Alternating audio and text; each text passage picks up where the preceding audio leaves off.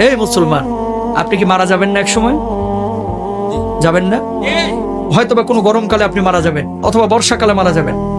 যেদিন আপনি মারা যাবেন, রূহটা যখন কবজ হবে, দেখবেন অনেক মানুষ ফেল ফেলায় তাকায় থাকে, কথা বলতে পারে না। আপনি মনে করেন যে তার এখন পিপাসা লাগছে, কারণ রূহ কবজ শুরু হয়ে গেছে ভিতরে।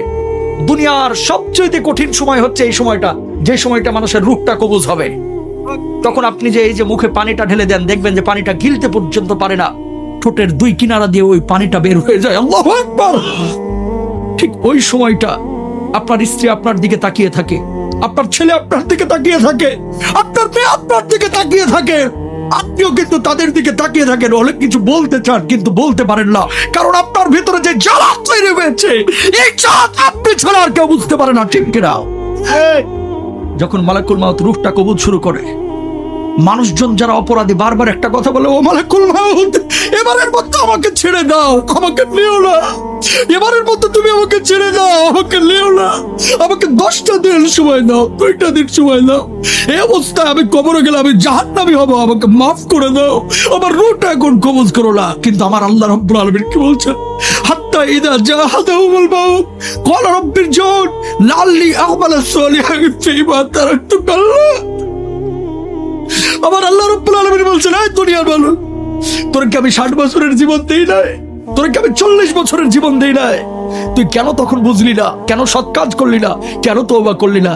ও মুসলমান, এই রূহ কবজের সময় কষ্ট যন্ত্রণা আপনার আমার হবে না, এই গ্যারান্টি আপনারা দিয়েছে কে? যন্ত্রণা। আল্লাহর নবীর যখন রূহটা কবজ করা হচ্ছে, নবীজির কপালটা বারবার ঘেমে যাচ্ছে। আম্মা যারা আয়েশা বলতেছেন, ইয়া রাসূলুল্লাহ, আপনার কপালটা ঘেমে যাচ্ছে কেন? আল্লাহর নবী বলছে, আয়েশা, আমার বুকের উপরে যেন উহুদ পাহাড়টা চেপে ধরা হয়েছে। আল্লাহু আকবার। আল্লাহর নবীর যদি এই অবস্থা হয়, আপনার আবার অবস্থাটা কি হতে পারে? আপনি জানেন না, এই বাড়ি যাবে না আপনার সঙ্গে, গাড়ি যাবে না, কিচ্ছু যাবে না।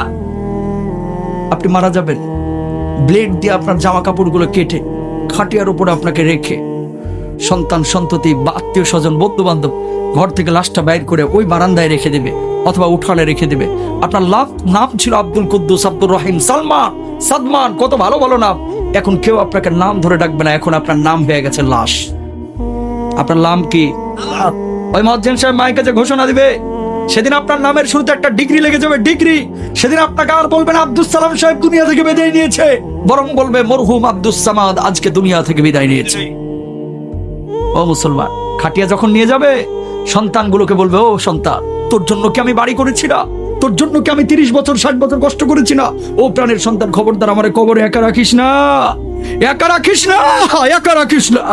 ওই সন্তানগুলো কবরের মধ্যে নামবে, বাবাকে যখন শুইয়ে দিবে, সন্তানগুলো একজন করে যখন উঠে যাবে, বাবা বলবে, ও সন্তান, তোর জন্য আমার জীবনের 30টা বছর শেষ করে দিয়েছি, ও সন্তান প্লিজ আমার একা রেখে যাস না, আমি থাকতে পারবো না, আমি থাকতে পারবো না। একজন করে উঠে যাবে। বাঁশগুলো যখন কবরের উপরে দেওয়া হবে, আপনি আকাশের দিকে তাকিয়ে থাকবেন কিন্তু কথা বলতে পারবেন না। বুক ফাটা আর্তনাদ, কলিজা ফাটা কান্না। সেদিন আপনি কাঁদবেন কিন্তু কেউ শুনবে না। সন্তান একজন করে উঠে যাবে। বাঁশগুলো যখন একটার পর একটা দেওয়া হবে, একটু আলো কবরের মধ্যে ঢুকবে, আপনি চিৎকার করবেন, ও সন্তান প্লিজ আমাকে রেখে যাস না, আমি অন্ধকার বড় ভয় পাই, আমি অন্ধকার বড় ভয় পাই রে, এইভাবে আমাকে রাখিস না। কিন্তু সন্তান শুনবে না, উঠে যাবে। এই যে বাঁশগুলো যখন পুরোটাই দিয়ে দিল, একটু আলো ঢুকতেছিল, এখন আলোটাও নাই। বাঁশের উপরে চাটাই দেওয়া হলো, এখন ঘুটঘুটে অন্ধকার। পাশ দিয়ে যদি একটা সাপও হেঁটে যায়, আপনি টের পাবেন না, এমন অন্ধকার। মানুষ যখন মাটিগুলো দেবে, ধিপধাপ আওয়াজ হবে, মাটি দেওয়া হয়ে যাবে, মানুষ চলে যাবে। যখন দেখবে যে সন্তান একা থুয়ে, আপনার ভাই একা থুয়ে, আপনার বাবা একা থুয়ে, আপনার অন্য আত্মীয়রা একা থুয়ে আপনাকে থুয়ে কবরে চলে যাচ্ছে, পায়ের আওয়াজ আপনি শুনতে পাবেন। সেই সময়ের বুক ফাটা আর্তনাদ, কলিজা ফাটা কান্না যদি দুনিয়ার কোনো মানুষ শুনতে পাইতো, সঙ্গে সঙ্গে দুনিয়া থেকে বিদায় নিত। আল্লাহু আকবার। মানুষ দুনিয়া ধরতো না, তাহলে পাগল হয়ে যাইতো।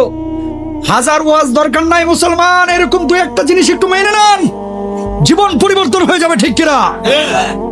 ওয়াজ তো জীবনে বহুত শুনেন, আমি অত ভালো বক্তা না, কিন্তু একটা উপদেশ দিলাম, খালি আখিরাতটাকে প্রাধান্য দেন, দুনিয়ার জন্য এত পাগল হয়েন না। মেনে নিলাম আপনি রাষ্ট্রপতি হয়েছেন, আপনি প্রেসিডেন্ট হয়েছেন, বাংলাদেশের জনক হয়েছেন, বাংলাদেশের মালিক আপনি হয়েছেন, আল্লাহরে আপনি পান নাই, কোনো লাভ আছে? কথা কয় না। আপনি বাংলাদেশের কিচ্ছু না, একজন রিকশাওয়ালা, একজন ফকির, কবরে গেছেন, আল্লাহরে আপনি পেয়ে গেছেন, আপনার চাইতে সফল মানুষ আর কেউ নাই। কথা বলেন। সুতরাং দুনিয়ার সব কিছু পাইলেন কিন্তু আল্লাহরে পাইলেন না, কিচ্ছু লাভ নাই। দুনিয়ার কিচ্ছু পাইলেন না কিন্তু আল্লাহরে পেয়ে গেছেন, আপনি দুনিয়ার বুকে সবচাইতে বড় সফল। ঠিক কিনা ভাইরা আমার?